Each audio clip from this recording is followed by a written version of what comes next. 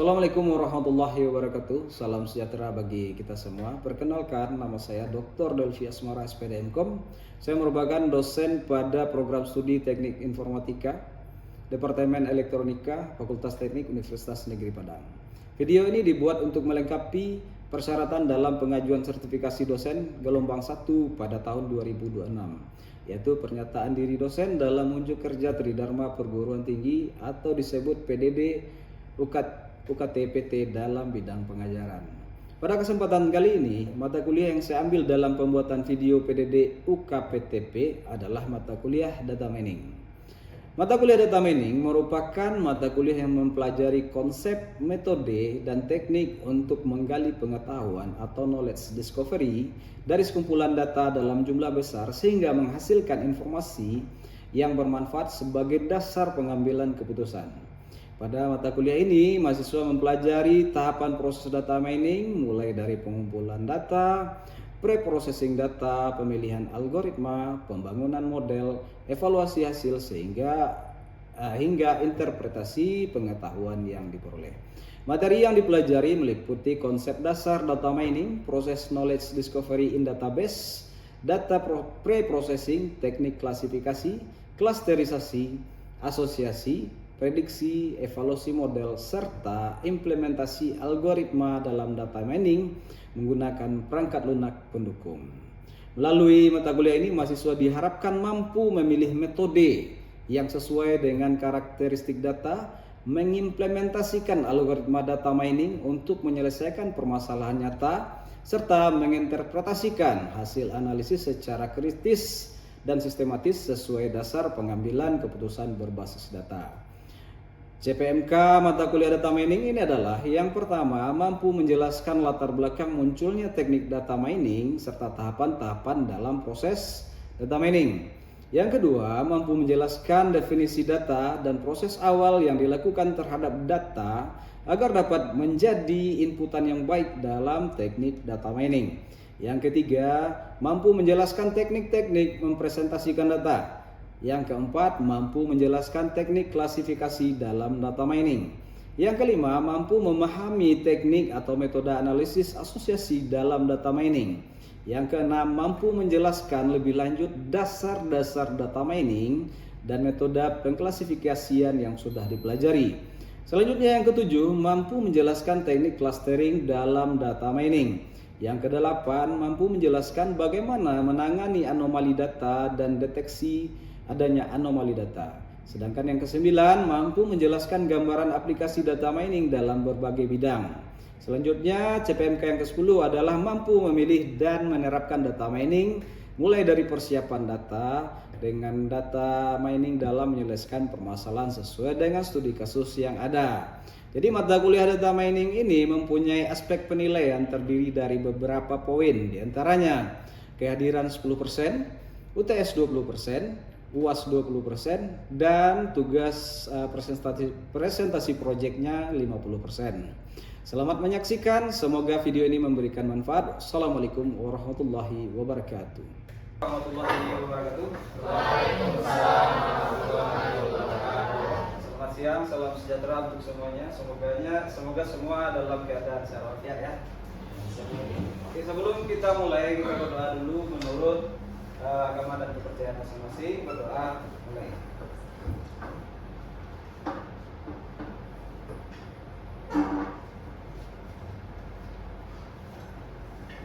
Oke, jadi sebelum kita masuk ke materi, jadi di sini kita masuk ke materi data mining ya, dimana di dalam teori data mining ini, di dalam dunia digital sekarang ini, kita kan semuanya berinteraksi ya dengan media sosial, dengan hal yang lain-lainnya berkaitan dengan data. Ya, jadi semuanya ada data, apapun yang kita lakukan itu terekam semua. Jadi contohnya misalnya kalau kita gunakan Google misalnya, kita bisa lihat historinya. Jadi semuanya ada data. Nah, di pembelajaran data mining ini, perkuliahan data mining ini, kita akan bagaimana cara mengolah data tadi menjadi sebuah informasi. Ya. Anda sudah tahu data itu seperti apa? Ada yang tahu? Data itu seperti apa? data itu adalah fakta, angka, ya, tapi yang belum memiliki makna atau belum memiliki arti. Nah, bagaimana supaya data tadi bisa memiliki sebuah arti atau informasi? Nah, tentu kita harus lakukan pengolahan data. Nah, salah satu pengolahan datanya adalah menggunakan data mining, ya. Nah, di sini berarti dulu kan sudah belajar data, ya. Data sudah paham. Nah, sekarang kita lihat di dalam kehidupan sekarang ini, manusia memproduksi beragam data yang jumlah dan ukurannya sangat besar, ya kan? Baik di bidang astronomi, bisnis, kedokteran, ekonomi, olahraga, cuaca, finansial. Misalnya astronomi. Nah, kita bisa lihat sekarang contohnya kita gunakan AI. Ya, Anda mau tanya data apa saja, kan itu sudah dimunculkan oleh AI tadi, ya kan? Artinya apa? Di AI tadi dia kan sudah menyimpan data tadi. Kalau nggak ada data kan nggak bisa dia, ya kan? Nah, berarti dia sudah menyimpan data. Jadi artinya apa? Dalam satu waktu itu data yang tersimpan itu sungguh sangat banyak sekali, ya. Tapi masalahnya apa? Data tadi apakah sudah bisa kita gunakan? Belum kan? Karena dia belum memiliki arti atau makna. Artinya kita harus mengolah data dulu baru bisa mempunyai informasi. Nah, kita masuk selanjutnya di sini. Di sini kita bisa lihat data yang dihasilkan oleh platform media sosial di dalam 60 detik. Ya. Jadi di sini Anda bisa saksikan misalnya Facebook berapa data yang bisa dihasilkan dalam 60 detik. Contohnya YouTube misalnya, ada lagi Google, ada 2 miliar searching di situ dalam per 60 detik. Ya. Jadi di sini Anda bisa lihat semua, kira-kira tidak semua ya, ini mewakili beberapa platform media sosial yang biasa kita gunakan. Jadi semuanya menyimpan data. Ya. Nah, jadi data tadi misalnya, dari mana kita tahu dia disimpan datanya? Seperti yang kita bahas dari awal apa? Di story ya. Kita bisa lihat story. Nah, ada lagi cerita kita tentang data ini. Kenapa data itu bisa kita pastikan dia simpan? Apa yang terjadi misalnya Anda buka media sosial atau Anda punya TikTok, punya Facebook atau punya Instagram, buktinya dari mana? Algoritma. Iya, algoritma itu seperti apa yang muncul di kita? Apa yang sering kita buka atau gimana gitu Pak? Nah, kontennya apa yang sering kita buka, dia akan muncul situ kan? Nah, jadi nanti kita masuk ke algoritma. Sekarang kita bahas datanya dulu, ya kan? Jadi di sini ada Twitter sekarang sudah jadi X ya? Iya. Sudah jadi X ya. Ada Snapchat, ada Skype, ada Facebook, ada WordPress, ada Tumblr, ada email, ada Instagram. Jadi semua data semua, ya kan? Jadi data semua. Artinya apa? Kita bisa lihat di sini. Nah, kita kebanjiran data tapi miskin pengetahuan, ya kan? Ya, kita tenggelam dalam data tapi kita tidak punya informasi. Ya, jadi setiap hari kita punya data. Jadi yang tidak terekam mungkin pembicaraan kita ya, kalau tidak kita rekam. Tapi kalau kita rekam dia punya data. Tapi semuanya kita, apakah Anda sanggup tanpa gadget satu hari misalnya? Enggak kan? Nah, jadi setelah kita gunakan gadget tadi, data itu akan direkam, ya, akan direkam, dan data itu juga nanti di algoritmanya akan dilakukan profiling. Tahu profiling? Profiling itu artinya si A dia sering buka ini, berarti dia masuk kategori ini. Jadi kadang-kala kita tidak minta iklan itu muncul. Muncul iklan itu berdasarkan apa? Profiling kita tadi. Ya, algoritma kita sudah mengarahkan. Nah, kita masuk di sini terminologi dan nama lain data mining. Nah, jadi di sini metode untuk mengekstrak pengetahuan dan menemukan pola dari suatu data yang besar. Ya, data yang besar tadi kan belum ada polanya, belum ada informasinya. Nah, jadi di sini data itu adalah fakta yang terekam dan tidak membawa arti. Nah, sekarang kalian ketemu kalau sebelum datanya diisi kertasnya apa namanya? Form ya. Nah, form. Setelah diisi data belum. Nah, kalau Anda ketemu form yang sudah diisi, dia jadi data, ketemu di jalan, apa yang bisa Anda hasilkan di situ? Gak ada kan? Gak ada kan? Misalnya Anda dapat KTP saja lah, satu KTP, apa fungsinya? Nggak ada ya. Tapi setelah kita olah, mungkin bisa kita gunakan misalnya data DPT atau DPS misalnya kan, penduduk. Nah, jadi bagaimana rekap pengetahuan rangkuman penjelasan statistik dari data. Jadi di data mining itu algoritmanya sebenarnya kalau di dalam bidang lain ada statistik untuk mengukurnya, tapi di data mining itu lebih dalam kehidupan sehari-hari kita gunakan data-data tadi yang berpengaruh terhadap apa yang kita laksanakan sehari-hari. Misalnya di sini nama lain data mining ada KDD atau Knowledge Discovery in Database, ada Big Data, ada Business Intelligence, ada Knowledge Extraction, Pattern Analysis, dan Information Harvesting. Oke. Selanjutnya, nah, apa itu data mining? Nah, jadi disiplin ilmu yang mempelajari metode untuk mengekstrak pengetahuan atau menemukan pola dari suatu data yang besar. Nah, kita punya data misalnya, kita masukkan di sini. Nah, ini mesinnya data mining akan menghasilkan data atau informasi, ya. Jadi data itu kita masukkan ke data mining. Kita mau lihat prosesnya seperti apa, baru dia akan menghasilkan sebuah informasi. Nah, selanjutnya, contoh misalnya di sini, menggali informasi berharga dari data. Nah, misalnya, kalau kita sudah gunakan data mining, contoh seperti ini, tanpa kita sadari, di kehidupan nyata itu semuanya sudah menggunakan algoritma data mining. Contoh misalnya, kalian belanja di swalayan atau supermarket, ya, apakah raknya berubah terus? Isi raknya berubah terus? Berarti kurang jalan ke belakang ya. Kenapa? Karena sebenarnya raknya itu ada yang berubah. Kenapa?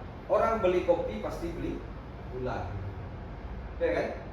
Nah, klasifikasinya seperti itu. Jadi orang mau beli apa, jadi nanti di kasir itu bisa dicek di situ. Di kasirnya bisa dicek apa saja. Nah, si A belanja, dia belanja ini pasti belanja ini. Beberapa kali dia belanja A pasti belanja B. Yang si B tadi dia belanja E pasti belanja C. Nah, jadi pola yang seperti itu bisa digambarkan di data mining. Ya. Nah, kalau kita masuk ke prosesnya, apa dan seperti apa data mining tadi? Nah, yang pertama ada seleksi data. Nah, kalau kalian sudah belajar database kan ada data yang apa? Data yang tidak bisa dipakai kan? Nah, kita lakukan seleksi data dulu, memilih data yang relevan dengan berbagai sumber. Nah, yang kedua ada namanya pra-proses data atau pre-processing data. Jadi di sini membersihkan data dari noise, data hilang dan inkonsistensi. Nah, jadi nanti kalau Anda ketemu data, nah di praktikum kita akan pelajari itu nanti. Jadi bagaimana data itu apakah sudah layak digunakan atau tidak, ya. Nah, jadi data tadi, misalnya dia datanya tidak konsisten.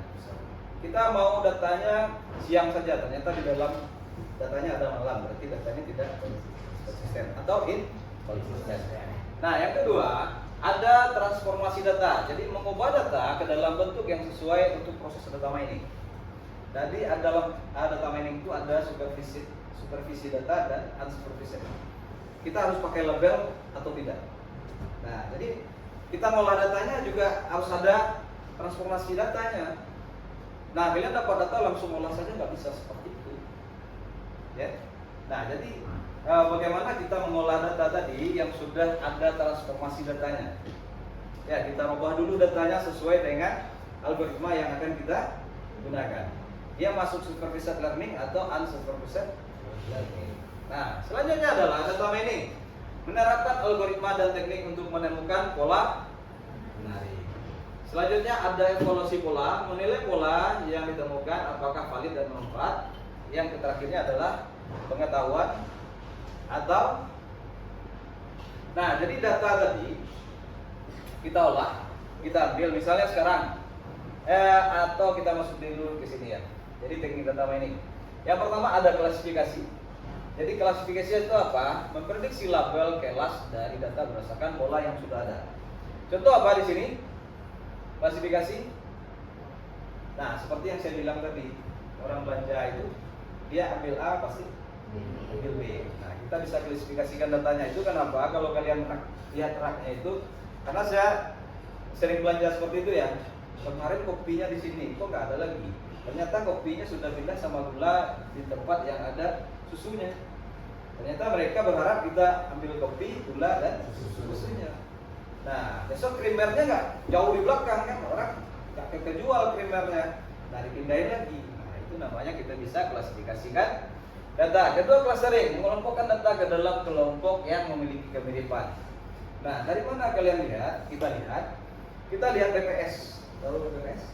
Badan Pusat Statistik. Nah, di BPS itu misalnya dia menentukan suatu wilayah itu di bawah garis kemiskinan. Ya, daerah itu ekonominya mapan. Nah, dari data tadi, dia olah data tadi, dia akan menemukan suatu daerah itu masuk kategori yang mana. Ya. Nah, seperti itu juga misalnya kalau kita mau kalian nanti buat perusahaan misalnya, mempola bagaimana pemilih di pemilu misalnya. Nah, selama ini kan calon legislatif maupun eksekutif itu ini kan kampanye kemana kan. Nah, kalau dia sudah dipolakan berarti dia sudah tahu mau kampanye kemana. Jadi di sini suaranya yang lemah, ya kan? Nah, kita bisa buatkan klasifikasi dan clusteringnya. Nah, asosiasi menemukan hubungan atau keterkaitan antar item. Nah, jadi di asosiasi ini kita juga bisa gunakan di swalayan tadi, ya. Nah, keterkaitan antara item. Nah, jadi itu kenapa di swalayan itu kalau kita biasanya belanjanya rutin ke situ, itu akan menemukan, kenapa berubah lagi ya? Kenapa nggak dari sini lagi? Ternyata dia di rak nomor 3 atau di nomor 4. Nah, kemudian ada algoritmanya regresi, memprediksi nilai numerik dengan berdasarkan hubungan antar variabel. Ya, jadi nanti kita masukkan datanya bagaimana setiap data tadi saling terhubung atau tidak. Ya, selanjutnya ada deteksi anomali, menemukan data yang tidak sesuai dengan pola umum. Nah, ini banyak digunakan. Kemarin itu ada beberapa senior kalian menggunakan bagaimana mendeteksi curah hujan. Ya, curah hujan, jadi bisa kita polakan suatu daerah itu apakah curah hujannya tinggi atau rendah. Jadi dari anomali data misalnya kita bisa ambil datanya. Yang ketiga ada sequential pattern, menemukan pola urutan menjadi atau perilaku dari waktu ke waktu. Nah, ini bisa kita gunakan atau digunakan di dalam media sosial tadi, ya. Apa yang telah kita lakukan. Jadi kita lihat di situ. Yang pertama itu ada tahapan ya. Yang kedua ada tekniknya. Yang ketiga ada sumber datanya. Ada data, file web, media sosial atau sensor IoT, ya. Yang keempat ada aplikasi data mining. Kita bisa gunakan di pemasaran, di keuangan, di kesehatan, pendidikan atau e-commerce. Nah, jadi tujuannya, kita ketemu tujuannya menemukan pola dan tren yang tersembunyi, ya. Selanjutnya membantu pengambilan keputusan yang lebih baik, meningkatkan eksistensi dan efektivitas, memberikan keunggulan. Nah, jadi data mining itu adalah mengubah data mentah menjadi informasi berharga untuk mendukung keputusan yang ya. Nah, jadi itu fungsinya. Jadi kalau kita ketemu data itu kenapa? Kalau kita sekarang dalam kondisi saat ini kita ngomong asal ngomong tanpa data kan berbahaya. Ya, bisa kita kena UU apa? UITE ya. Nah, UITE kalau tidak ada berdasarkan data yang valid. Nah, selanjutnya ya, kita masuk ya. Nah, ada pertanyaan. Coba perhatikan aplikasi yang sering Anda gunakan seperti Shopee, Tokopedia, Netflix, YouTube atau TikTok. Jadi menurut Anda bagaimana aplikasi tersebut dapat mengetahui produk atau video yang sesuai dengan minat Anda? Nah, apakah menurut Anda hal tersebut berkaitan dengan data mining? Silakan pendapat Anda. Kira-kira siapa yang bisa jawab? Oke, silakan. Sebutkan nama dan NIM-nya. Nama saya Cipta Putri dengan NIM 2009. Ya. Jadi menurut saya memang ada hubungannya dengan data mining, Pak. Soalnya setiap kita pakai aplikasi seperti Shopee atau TikTok itu kan, Pak, aktivitasnya kan pasti terekam. Kayak misalnya apa yang kita cari, video yang kita tonton, produk apa yang kita lihat. Nah, dari situ aplikasi belajar tentang kebiasaan kita, Pak. Ya. Jadi Gitu ya. Oke. Terima kasih Cinta. Ada lagi yang lain yang bisa menjawab? Silakan. Silakan. Siapa namanya? Perkenalkan, nama saya Sindiai Nasution Pak, dengan NIM 21069. Jadi kalau menurut saya kita bisa tahu minat kita karena mereka mengolah data dari aktivitas pengguna. Jadi misalnya kita suka nonton video dari YouTube, misalnya video memasak, karena yang lama-lama yang muncul itu video memasak terus. Jadi menurut saya proses ini termasuk penerapan data mining karena aplikasi mencari pola dari data yang kita hasilkan saat menggunakan aplikasi. Oke.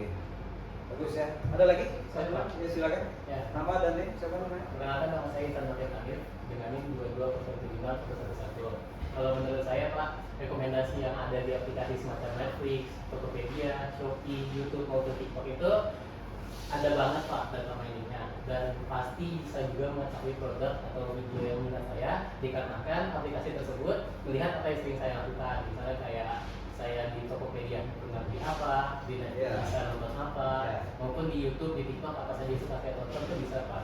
Jadi menurut saya juga data mining dalam aplikasi ini juga sangat penting berperannya Pak. Yaitu dia bisa memberikan rekomendasi yang lebih sesuai dengan minat setiap pengguna. Oke, terima kasih ya. Ya. Oke, jadi kita bisa lihat juga ya, misalnya di Netflix. Nah, sekarang algoritmanya ada lagi, nanti boleh nanti kalian cari algoritmanya. Sekarang apa yang terjadi di Netflix? Walaupun kita tidak berlangganan, dia kasih kita video berapa episode? Ada 3 dan 4 episode biasanya kita tonton ya. Kita tonton, ternyata kita sudah terlanjur suka ya. Kita harus beli langganan kan? Ya seperti itu lagi. Nah, dia sudah profiling Anda. Berarti dari data tadi yang diambil, ya kan? Data tadi yang diambil, berarti dia sudah profiling. Oh berarti yang ini suka anime. Nah program itu atau aplikasi itu dia langsung munculkan film-film anime. Nah dia kasih gratisan 4 misalnya kan. Yang kelima bayar lagi. Nah jadi seperti itu ya. Nah oke. Jadi dari penjelasan kita tentang data mining, apakah sudah paham? Sudah ya. Nah, jadi artinya intinya di sini data mining itu mengubah data menjadi informasi yang berguna untuk mengambil sebuah keputusan. Oke. Nah, jadi untuk di rumah nanti tugasnya, oke, ini adalah algoritma-algoritma yang ada di dalam media sosial, ada TikTok. Ada ini algoritmanya, collaborative filtering, random forest. Nah, oke, jadi nanti saya kirimkan filenya. Ini nanti bisa Anda belajar di rumah. Untuk apa? Tugasnya adalah nanti di sini. Nah, kita kan sudah ada bicara tadi data yang diambil segala macam kan. Nah, tugasnya nanti jenis data apa saja yang kemungkinan dikumpulkan oleh aplikasi tadi, ya kan? Ya. Kita tadi sudah bicara, berarti kita sudah di profiling berdasarkan data apa? Data yang diambil dari media kita kan, media sosial kita punya. Nah, selanjutnya data apa kira-kira yang diambil oleh media sosial? Itu dikumpulkan untuk minggu depan ya. Minggu depan tugasnya sudah ada, dan silakan dicari referensinya berdasarkan algoritma apa saja dan data apa saja yang dikumpulkan oleh aplikasi tersebut. Oke, ada pertanyaan? Oke, cukup ya. Jadi kalau sudah cukup, kita akhiri pertemuan hari ini. Terima kasih atas perhatiannya. Assalamualaikum warahmatullahi wabarakatuh. Waalaikumsalam warahmatullahi wabarakatuh.